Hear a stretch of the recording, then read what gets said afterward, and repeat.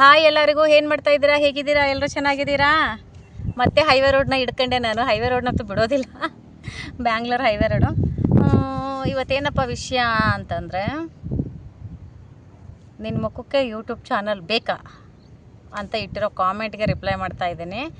Comments ಯಾಕೆ of ಮಾಡಿದ್ದೀನಿ ಅಂತ ನಿಮಗೆಲ್ಲ ಡೌಟ್ ಬರ್ತಾ ಇದೆ.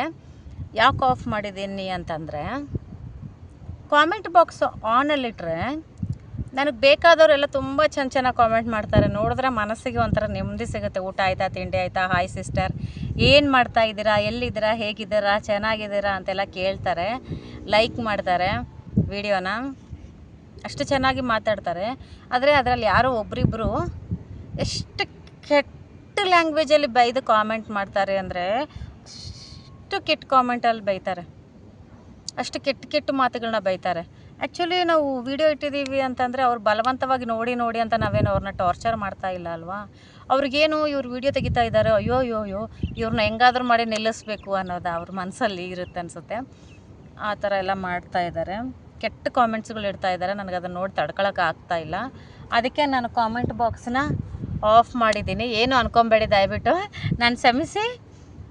ನನ್ನ ಸಬ್ಸ್ಕ್ರೈಬರ್ಸ್ ಎಲ್ಲರಿಗೂ ನಾನು ಕೇಳ್ತಾ ಇದ್ದೀನಿ, 1500 ಮೇಲೆ ಇದ್ದೀರಾ, ನೀವೆಲ್ಲರೂ ನನ್ನ ಕ್ಷಮಿಸಬೇಕು, ದಯವಿಟ್ಟು ಕ್ಷಮಿಸಬೇಕು. Comment box off ಮಾಡಿಟ್ಟಿದ್ದೀನಿ.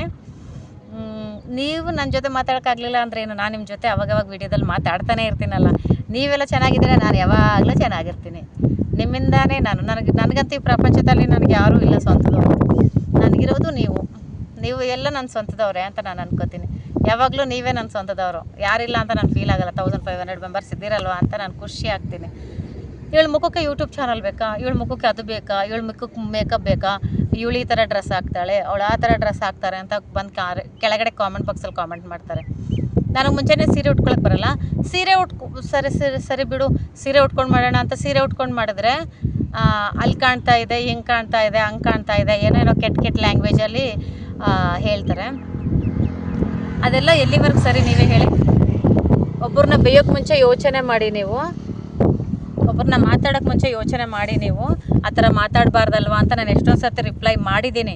ಆದರೂ ನೆಕ್ಸ್ಟ್ ವೀಡಿಯೋಗೆ ಬಂದು ಮತ್ತೆ ಹಾಗೆ ಕೆಟ್ಟದಾಗಿ ಕಾಮೆಂಟ್ ಮಾಡ್ತಾರೆ.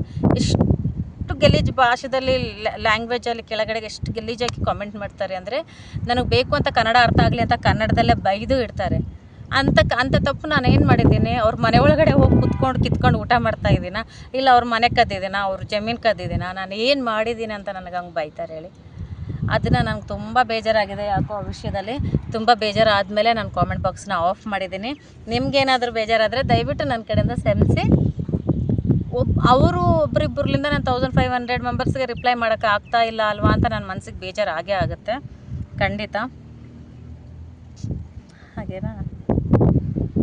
ಸರಿ, ನನ್ನ ಜೀವನದ ಪ್ರಯಾಣ ಹೇಗಿದೆ ಅಂತ ಹೇಳ್ತೀನಿ. ಹೀಗೆ ಇದೆ, ರೋಡ್ ಮೇಲೆ ಹಾಗೆ ನಡೀತಾ ಹೋಗ್ತಾ ಇರಬೇಕಷ್ಟೇ. ನಾನಂತೂ ಚೆನ್ನಾಗಿದ್ದೀನಿ, ನೀವು ಚೆನ್ನಾಗಿರಬೇಕು ಅಂತ ಮನಸ್ಫೂರ್ತಿಯಾಗಿ ದೇವ್ರ ಹತ್ರ ಕೇಳ್ಕೊತಾ ಇರ್ತೀನಿ.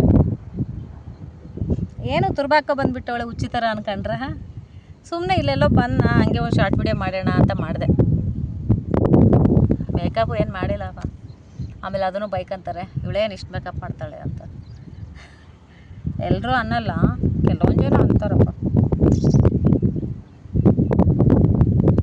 ಇನ್ನೇನು ವಿಶೇಷಗಳು ಹೇಳಬೇಕು? ನೀವೆಲ್ಲ ಚೆನ್ನಾಗಿದ್ದೀರಾ ಅಂತಲೇ ಅನ್ಕೊತಾ ಇದ್ದೀನಿ. ಸರಿ, ಓಕೆ, ಬಾಯ್. ನೆಕ್ಸ್ಟ್ ವೀಡಿಯೋದಲ್ಲಿ ಮತ್ತೆ ಮಾತಾಡ್ಕೊಳ್ಳೋಣ. ಯಾವುದಾದ್ರೂ ಒಂದು ಟಾಪಿಕ್ ತೊಗೊಂಬರ್ತೀನಿ, ಯಾವುದಾದ್ರೂ ಒಂದು ಸ್ಟೋರಿ ತೊಗೊಂಬರ್ತೀನಿ, ರಿಯಲ್ ಸ್ಟೋರಿನ. ಅದನ್ನು ನೆಕ್ಸ್ಟ್ ವೀಡಿಯೋದಲ್ಲಿ ನಾನು ನಿಮ್ಗೆ ಹೇಳ್ತೀನಿ. ಲೈಕ್ ಮಾಡಿ, ಸಬ್ಸ್ಕ್ರೈಬ್ ಮಾಡಿ, ಚಾನಲ್ನ ಫಾಲೋ ಮಾಡ್ತಾ ಇರಿ. ಧನ್ಯವಾದ